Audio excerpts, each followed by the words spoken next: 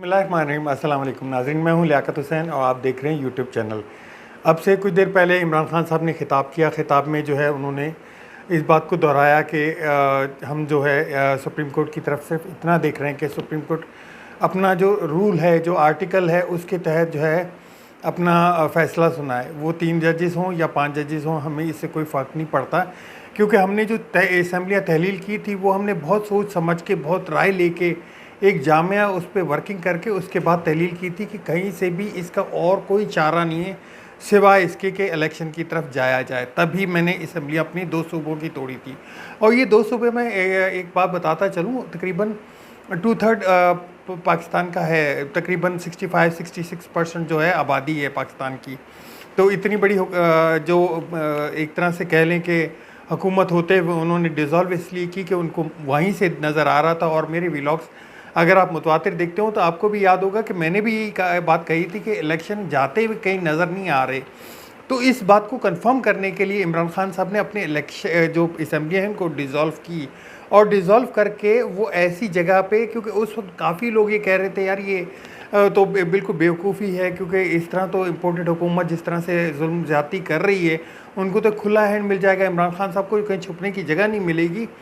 तो था तो सही, एक ख़तरा तो था, वो उन्होंने अपना मोल लिया। और जो जो इस तरह के हालात जो गुजरे वो भी आपने देख लिए। लेकिन अब आपको ये चीज़ बड़े अच्छे तरह से समझ आ रही होगी कि ये असम्बलियाँ तहलील करना कितना बड़ा काम था, और कैसे ये फंसे आके वहाँ पे कि ये सब कुछ करते हुए, चाहते हुए भी वो असम्बलियों को बचा नहीं पाए। और इमरान खान की कामयाबी ये कि उन्होंने उस वक्त की तहलील कर दी ये असम्बलियाँ। और अब जो है, अब मामलात ऐसे नहज पे आ पहुँचे हैं कि एक तरफ सुप्रीम कोर्ट है और एक तरफ ये इम्पोर्टेड हुकूमत। सुप्रीम कोर्ट जो लार्जर बेंच है उसके एक जो लार्जर बेंच की दरख्वास्त है उसको मुस्तरद कर चुकी है। वो 3 रुकनी जो बेंच है उसी पे जो है फ़ैसला सुनाएगी। उन्होंने 2 दिन का टाइम सिर्फ इसलिए दिया था कि आपस में बातचीत हो जाए, कोई तय हो जाए, वरना फिर हम जो है आइन के मुताबिक जो है फ़ैसला सुना देंगे। तो अब उसमें कमोबेश 30 घंटे रह गए हैं, अब से लेके 30 घंटे रह गए। 30 घंटे के अंदर फ़ैसला आना है। और वहाँ पे जो हुकूमती जो इजलास था उसमें इसका टोटली बायकाट किया गया कि इस 3 रुकनी बेंच का मुकम्मल तौर पे बायकाट किया जाएगा और जो है इसका फ़ैसला नहीं माना जाएगा। दूसरी जानिब एक राना सनाउल्लाह साहब ने बयान देते हुए कहा कि हम ये भी इरादा रखते हैं कि हो सकता है हम ये 3 जो जजेस हैं इनके ख़िलाफ़ रेफरेंस लेके आ जाएं। खैर, रेफरेंस तो आपको याद होगा कि इमरान खान के दौर में जो जस्टिस फाइज़ ईसा के ख़िलाफ़ रेफरेंस गया था, उसके ऊपर इमरान खान एक दफ़ा मेरे ख्याल से शायद ऑन एयर या मीडिया के सामने उन्होंने बोला, बाकी बैक हैंड पे वो बोलते रहे कि ये मेरा फ़ैसला नहीं था और ये हमारी बहुत बड़ी गलती थी कि हमने जस्टिस फाइज़ ईसा के ख़िलाफ़ जो है वो फ़ैसला, वो रेफरेंस भेजा, और ये हमारी एक तरह से हमाकत ही समझ लें। तो अगर ये 3 जजेस के ऊपर भेजते हैं और वो भी 3 सीनियर तरीन जजेस के ख़िलाफ़ जो है रेफरेंस भेजते हैं, तो बताएं आगे क्या हालात इनको पेश आने।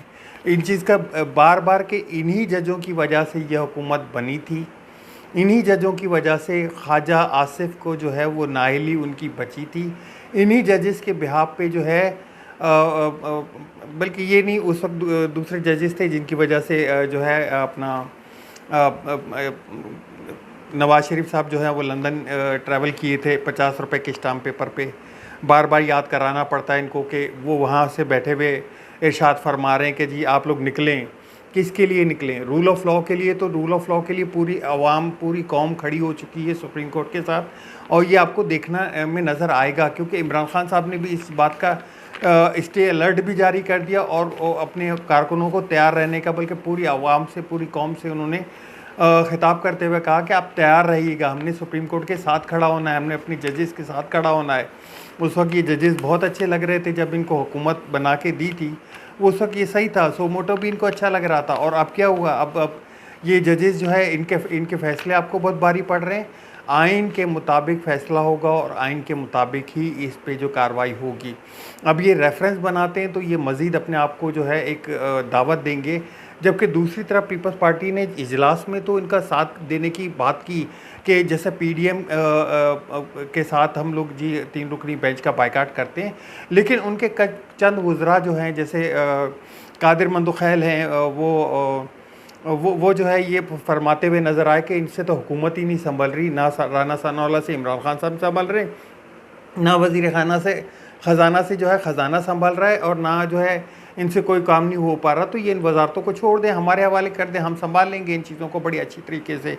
दूसरा वो लतीफ़ खोसा साहब के क्लियर बयान है कि हम अपने सुप्रीम कोर्ट के साथ खड़े, कई किसी किताब में भी नहीं लिखा कि 90 डेज़ से ऊपर ये जा सकता है, और आइन के अलग आप 13 रुकनी बेंच बना दें या उससे बड़ा बना दें, लेकिन वो आइन के ख़िलाफ़ कैसे बात कर सकेंगे, कैसे जा सकेंगे वो आइन के साथ उन्होंने खड़ा होने का अंदिया दे दिया।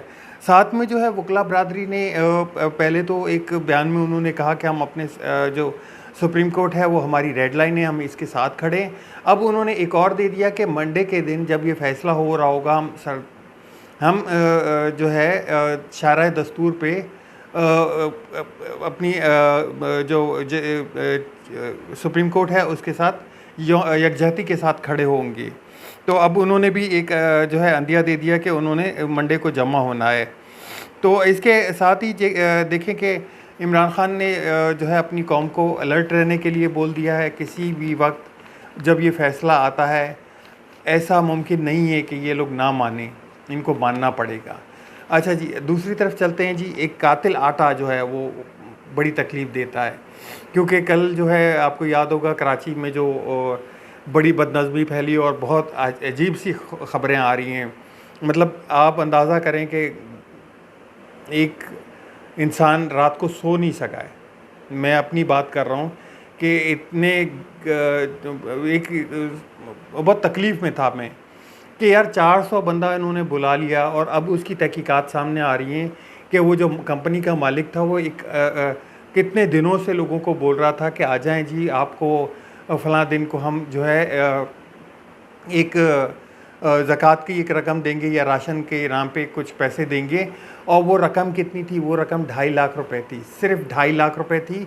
और इन्होंने उसके पीछे कितना मजमा इकट्ठा कर लिया जिसकी वजह से भगदड़ मची। और भगदड़ तो एक समझ लें थी क्योंकि 400-500 ख़वातीन जमा हो चुकी हैं। 2.5 लाख में आप 100 हज़ार रुपए भी किसी को दें तो वो भी पूरा नहीं पड़ता, फिर बाद में वही होना तो वही था। तो ये बड़े होशरुबा हैं, इन चीज़ों को बड़ा देखभाल के करना होता है। लेकिन मैं इल्तिजा करूँगा कि आप कोई भी काम करें तो उसमें लॉ इन्फोर्समेंट एजेंसीज़ को साथ में लें, या इवन ये कि कम से कम थाने में इतला दे दें। तो थाने में आपको ये कि एक मोबाइल भेज दी जाएगी, आपको एक भेज दिया जाएगा, साथ में एक प्रोटोकॉल दे दिया जाएगा कि ऐसा कोई भगदड़ का वाक़या ना हो, क्योंकि 12 जानें गई हैं, बहुत ज़्यादा नुकसान हुआ है।